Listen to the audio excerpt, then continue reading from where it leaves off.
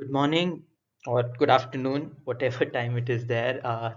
Thank you for having me. I'm Akash Srinivas, a postdoctoral fellow at the Center for Interdisciplinary Archaeological Research at Ashoka University, Sonipat. Today, I'll be talking about some of the work that we did as part of my PhD dissertation, wherein we reinvestigated some of the prehistoric collections from Chirki-on-Pravara. At the onset, I would like to thank the organizers for giving me this invitation and also extend my apologies for not being there in person because currently I'm on the field. So, like I said, this is part of the work that I did for my PhD at ISER Mohali under the supervision of Professor Pat Chauhan. So the South Asian Paleolithic covers a large time and space framework. So it ranges from at least 1.5 million years, probably going back up to 2 million years until the Holocene. And in terms of space, it covers the modern day political entities of India, Pakistan, Sri Lanka, Bangladesh, Nepal, and possibly Bhutan. But we still don't have that much evidences from there. However, it has a long historiography also with the first evidences going back over 150 years ago when Robert Bruce Foote found the first evidences in Pallavaram. Since then, there have been various approaches to studying these stone tools that come from these Paleolithic sites, and each of them have their own classification criteria as well as means to attribute different types or even terms of technology. Uh, However, a lot of them depend on simplistic typological parameters and type index specimens. For example, if you have blades, it becomes Upper Paleolithic. If there are hand axes, then it becomes Lower Paleolithic. And if it has neither, most probably it is considered Middle Paleolithic. If there are elements stuck on pebbles, then it becomes Mode 1 or any other variants like Soanian, Mahadevian, or any other such local cultural terminologies. When we look back at all of these ways in which these lithics have been analyzed, there are a lot of paradigmatic biases that come into them, and each one of them, while contributing some element to the understanding of these lithic analyses and the lithic technological behavior of the populations that made them, still have their own biases that need to be understood and undertaken, and that is why of late a lot of reinvestigations are going in because of changes in the way we're looking at stone tools and archaeological sites in general. One of the things that all of these do is they underestimate variability in these sites and site complexes. So variability can work at different levels. So there can be variability in within a site. So for example, you can have different activity areas within a site, or you can have multiple site localities in a larger site complex, and the kind of stone tools that you find in each of these places would be different. Between sites, again, if they have different locations, different positions, maybe different functions, the kind of stone tools we find in each of them will be different. So for example, some sites which are cave sites will have a different kinds of lithic technology assemblage, while open air sites. Uh, Also, when we move away from small local resolutions and at larger spatial frames. So, for example, within South Asia, say the kind of variability you could find in northern India would be different from southern India, or between regions of the old world, the kind of lower Paleolithic or the kind of hand axes at Acheulean in India is different from that in Africa, which is different from that in Western Asia, and then in Europe. So space itself in multiple resolutions is responsible for some of this variability in the archaeological record. Also, the fact that the Paleolithic includes a large time frame, and more specifically the lower Paleolithic also has about 1.5 million years of time span. Just the factor of time itself would introduce variability, with maybe older assemblages having different compositions compared to younger assemblages. Again, function both of the individual stone tools as well as the sites could contribute towards variability in the assemblages that are recovered. Environment, especially the fauna, the flora, the climate, the kind of raw materials that are available in the region, the size of the raw materials, the shape of the clasts that the raw materials are available, all of them also contribute towards the variability in the lithic assemblages from any site. Finally, and something that is very difficult to understand easily, is the cultural reasons for variability.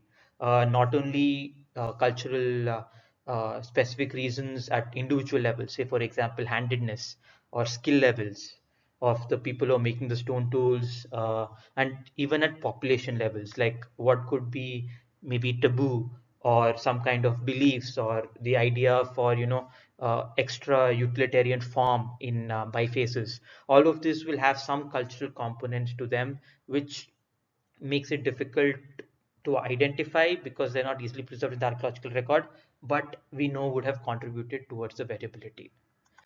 So there are so many various sites that we know from the South Asian Paleolithic. Some of the oldest ones such as Atirampakkam and Isampur, two more younger ones such as Jwalapuram, Hettakeri, all of them have contributed a lot to our understanding of the South Asian Paleolithic. Today we'll be looking at one of these sites, that is Chirki. To situate this study, because as part of my PhD, I'd like to let you know why this study was carried out in the first place. So there are various issues that currently plague the South Asian Paleolithic. One, like I said, even though we have over 150 years of research, a lot of it is just focused on studying diagnostic type pieces, counting lithics, different types, and just reporting them. Nothing, very few studies have gone beyond this. Secondly, we don't have a lot of dates. This could be because of the nature of the sites that are there, which are open as surface sites, and the fact that the contexts are not preserved to be dated. Again, we've not gone beyond focusing on diagnostic elements, as well as looking at extra typological sources for classification and understanding transition. And this is something that's been done in more recent times, but there's still a lot of work needs to be done in understanding the paleo-environmental conditions of these different sites and site complexes. For the South Asian Lower Paleolithic in particular, the question of was there a mode 1 prior to the Acheulean? Uh, if it's not a mode 1, was there anything prior to the Acheulean in South Asia? And also the range of variability based on the different parameters I previously explained. What is the range of these variables within the South Asian Lower Paleolithic complex? So that led to my primary research questions for my thesis. So one, what is the general variability within the mode 2 techno-complexes of South Asia? What are its trends and possible factors that might be responsible for these trends? What is the role of core and flake elements for the holistic understanding of the South Asian Lower Paleolithic? So for example, moving beyond bifaces and hand axes and cleavers. So looking at what we can understand from the core and flake elements of these lithic assemblages, and also generally if there's any mode 1 Paleolithic techno-complexes in South Asia. So, so to achieve this goal, we looked at 9 different site complexes within India for understanding the range of variability that we could see and to qualify these trends. I won't be going into all of these sites. I'll be looking and focusing only on Chirki in this presentation. So the site was discovered in 1963 when fieldwork was going on in the nearby sites and areas of Nevasa. It was excavated for 3 years between 1966 and 1969 by Gudrun Corvinus and a team from Deccan College. The site is located on the right bank of the river Pravara, where there's a confluence with the Chirki Nala. It is located in Ahmednagar district in western Maharashtra. It's geologically it is located in the Deccan Trap volcanic region, and the site is preserved in gravels and alluvium in a colluvial cobble boulder rubble horizon, as it was reported. The artifacts are exposed in areas where the overlying fine sediments or alluvium are eroded away, either because of agricultural activities or because of stream action and nalas. Sometimes it has this badland topography that exposes these artifacts. At present, there are no dates for the site, and the lithic technocomplex has been reported to be of Acheulean or Mode 2. So all that we know about the site and the lithic complex of this site comes from Gudrun Corvinus's 1983 monograph that was published in 2 volumes. And the lithic technocomplex is studied in detail, and she approaches with it typotechnological analysis, not just simply listing it based on typologies. So she breaks down the entire assemblage into 3 components. There is a flake tool complex. This includes all flake elements, but primarily bifaces such as cleavers, hand axes, bifacially worked scrapers, and the like. There is a core tool complex. This focuses on core tool assemblages. So larger choppers, larger polyhedrons and the like. Then there's the pebble tool complex. These are the components that are made on pebbles. So spheroids and other such components are included in this. Uh, One of the conclusions she comes to is that the flake tool complex is the largest and it includes a variety of techniques for detaching flakes from unprepared and variously prepared cores. This is important because our work kind of, you know, doubles down and confirms this identification. She divides the entire collection into two parts. One is a light duty component, which is around 2200 elements, and the other is a heavy duty component that is 1800 elements. However, unlike the 10 centimeter parameter we follow today, she used an 8 centimeter parameter. The raw material for the entire lithic complex is locally available. There were three varieties of basalt. There was quartz and also cryptocrystalline silica. And they were exploited from the angular clast cobbles and boulders of the colluvial horizon itself and from fluvial clasts from the adjacent river bank and riverbed. So in this study, the methodology we followed was an analysis of the archaeological collections of Corvinus.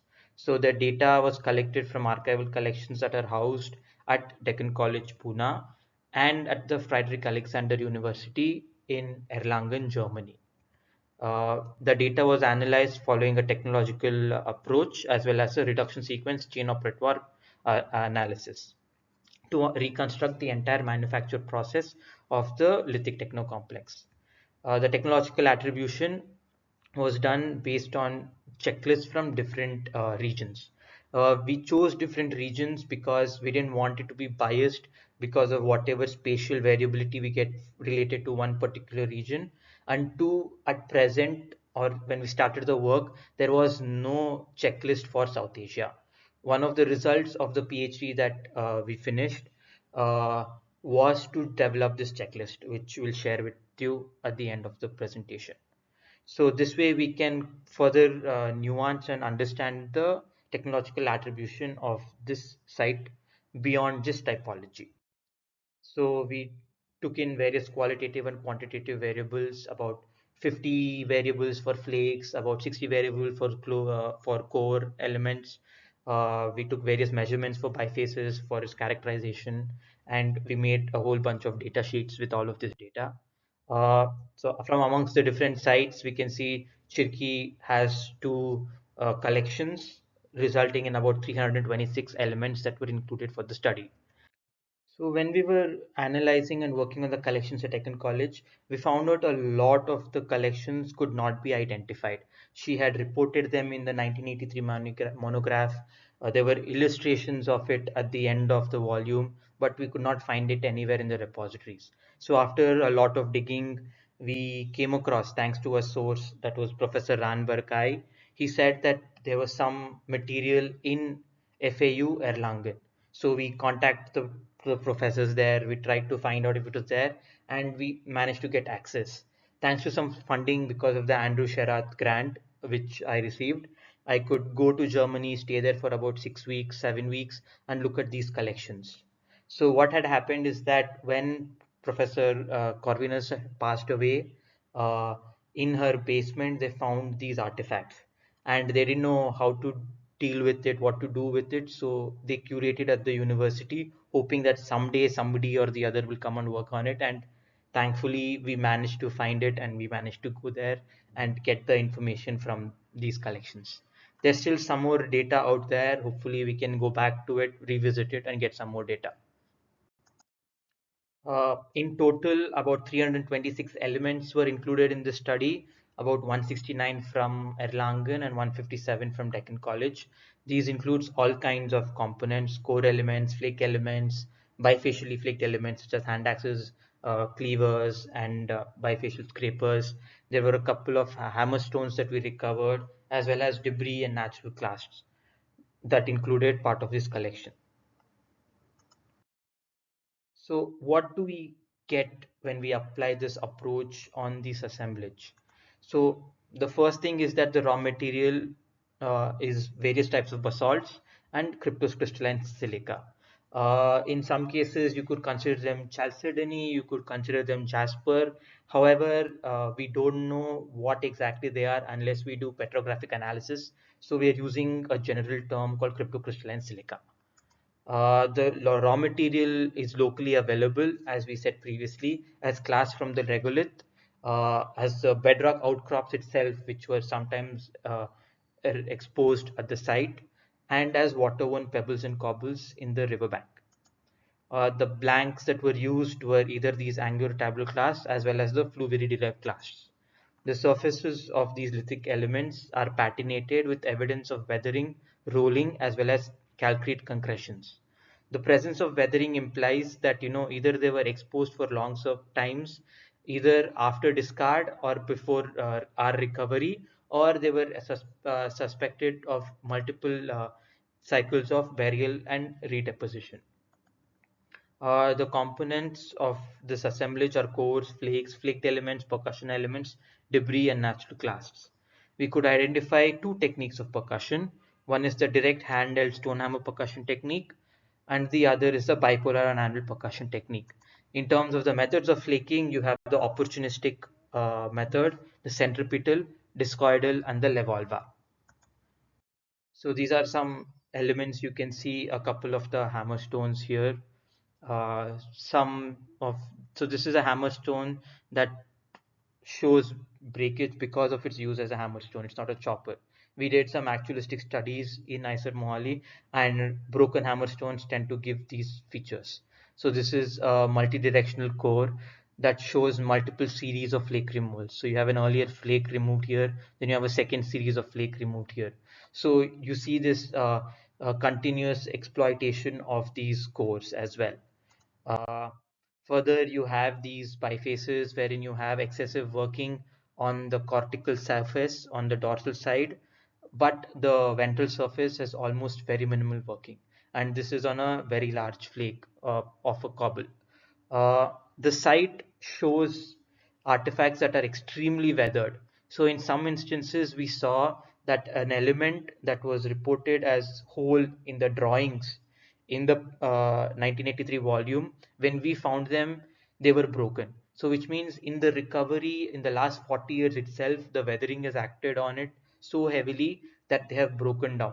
So we know that even if it was exposed for some period of time on the surface, it would have weathered. So the artifacts that we probably recovered were probably buried for a long time and only very recently exposed, or in the case of uh, the collections at Chirki, because they were excavated between 3 years, they were collected from these excavations. So maybe if they were left on the surface for a long time, the weathering would have probably invisibilized these basalt-based elements. An important technological characteristic of the bifaces, or especially the cleavers in Chirki, is the presence of the Chirki technique of cleaver removal. This was defined by Corvinus all the way back in 1983, and here we can see a couple of examples of these kinds of cleavers. What generally happens in cleaver production is that the debouched surface of the core is prepared and a flake is removed. Usually in most other cleaver techniques, the distal edge is the cleaver edge. However, in the case of the Chirki technique, it is one of the lateral edges that becomes the cleaver edge. So once the lateral edge is taken as the cleaver, they are further reduced bifacially to make a final cleaver, as you can see here. So this is the bulb of percussion, the ventral surface. This would be the distal end. However, the distal end is bifacially worked and one of the lateral edges becomes a cleaver bit. So experimental work that we did made us realize that raw material like basalt, or even in the case of Lalitpur's granite, it's very difficult to control your flaking and napping. So what usually happens is that the distal end ends in a step fracture. So if you're making cleavers and you're putting so much effort in preparing the surface, and then you take the flake, and if it ends in a step fracture, it becomes redundant. So what they adapted to the raw material is that instead of focusing on the distal end, they focused on the lateral edges instead, and then prepared them for the cleaver bit. So we can say that the Chirki technique is a kind of adaptation of the lithic technological behavior to deal with an environmental problem, in this case, the raw material. And like I said, we see this in the basalt and we see this in the granite at Lalitpur.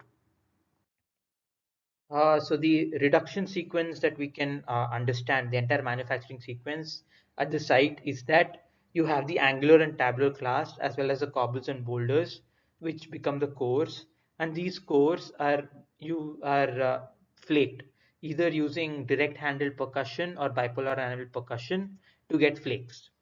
Some of these flakes are retouched and used as retouched flakes, or they're used without retouch as utilized flakes. Okay, both the angular clasts and the cobbles as well as flakes are subjected to bifacial flaking to get bifaces. Some of the cores as well as angular clasts are secondarily worked instead to get core tools. So the waste that is derived from the entire reduction sequence is also sometimes opportunistically utilized. So this is the entire reduction sequence that we see at the site of Chirki. And we have all these components that are preserved and expressed at the site. So the lithic reduction sequence, as noted, is that locally available raw materials were used with some selection for clast shape. Especially say in the case of the angular clasps, they chose shapes that are close to the size that they already wanted. They didn't intentionally take larger angular clasps and break it and flake it. So there is this opportunistic use of the angular clasps of, based on their size and shape. Uh, Also, as we saw with the Chirki cleaver technique, there is an innovative technological adaptation to deal with the region-specific external impact factor. The cores are exploited mostly opportunistically and minimally, with very little core preparation. However, there is the presence of core management strategies because of the presence of discoidal and centripetal cores. And as we saw in that example of that multi-series, multi-directional core, there is some core management that is present. The general reduction sequence is geared towards the production of flake planks, with the more exploited cores leading and resulting in smaller flake planks. However, some of the larger flakes are converted into bifaces. However, the general reduction sequence is towards flake production. The flakes are detached using multiple strategies and multiple techniques in different combinations. There is the secondary working of flakes as blanks for flaked elements. There is no combeva that we noted at the site. Shaping is evidenced as we saw with the bifaces, and the bifacial flaking is employed for making flaked elements. However, there is a fluidity between the reduction sequences of debitage and façonnage. They're not very strict. So, for example, some of the larger flakes that were made into bifaces, the flakes resulting from them were also utilized. Uh, Something could have started off as a core for making for removing flakes and later adapted into a bifacial tool. So there is no strict delimitation between reduction sequences for debitage and façonnage. They were very opportunistic. They mixed and matched and used the raw material as needed. As we can see, when we apply the different criteria in Chirki, it seems it's very similar to other sites, especially Acheulean Mode 2 kinds of characterization, except for the absence of choppers and chopping tools in this site. So we can say that this is Mode 2 according to the criteria given by Mosquera et al. And according to the criteria that is given by Galati and Pareto, again, this is very similar to all the other Acheulean lower Paleolithic sites that we know of. Again, so again, mode 2. In the case of the criteria given by Barsky et al., we can see that except for the use of flakes as cores, which is the absence of the Kumbheva method, the other parameters are similar to most other lower Paleolithic mode 2 sites. Again, giving it a mode 2 ascription. When we are following the criterion given by Clark and Kintais for the Eastern African data sets, we see again it belongs to a possible early Stone Age, Acheulean or Mode 2 kind of adaptation. Uh, and when we're looking at the stuff criteria given by John Shea for Western Asia, This again is more or less similar to various other lower Paleolithic sites in South Asia. So we can probably consider it to be securely a mode to assemblage, which was never in doubt and which also attests to what Corvinus reported in 1983. So based on these analyses and comparative analysis, we came up with this checklist for qualifying what can be mode 2 sites in South Asia. So if we ever find any lithic assemblage, instead of just focusing on the presence or absence of hand axes, if we can study the entire assemblage and use this checklist, I mean, not every element should be present, but if a lot or a majority of these elements are present, we can probably securely consider it to be a mode 2 techno complex. And this way, we can move away from focusing on bifaces for classification. So to try and conclude this entire discussion, what we can see is that it is necessary to move beyond typological characterization based on diagnostic type index elements. In Chirki, there was an wonderful overlap because there was the whole representation of the reduction sequence.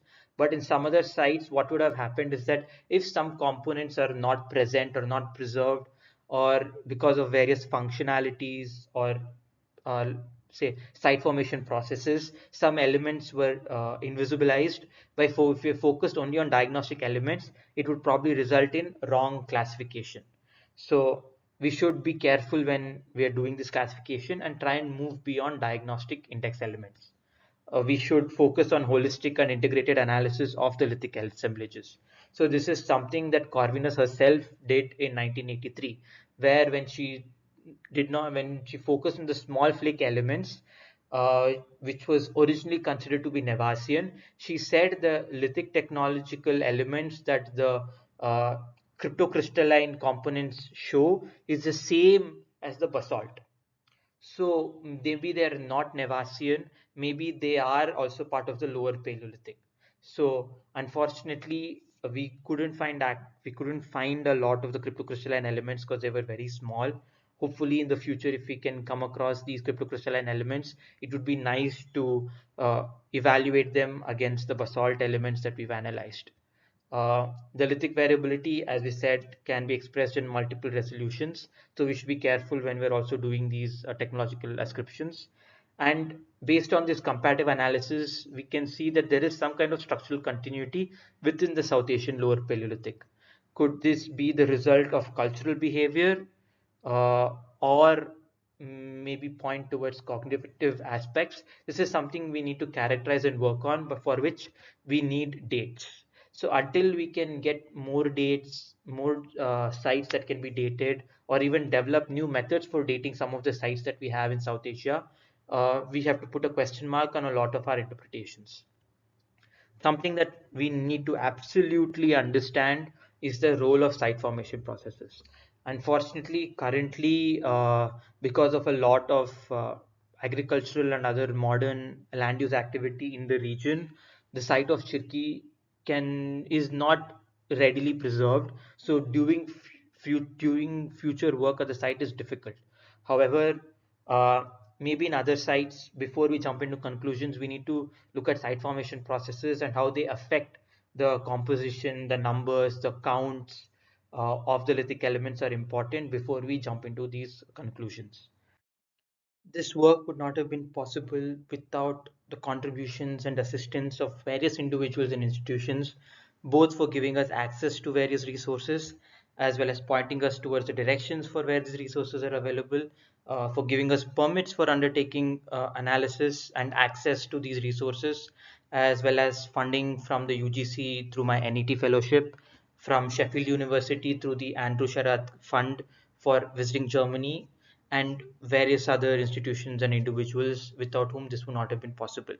I would also like to again reiterate and acknowledge my thanks to the conference organizers uh, for inviting me and including me in this conversation. Thank you so much.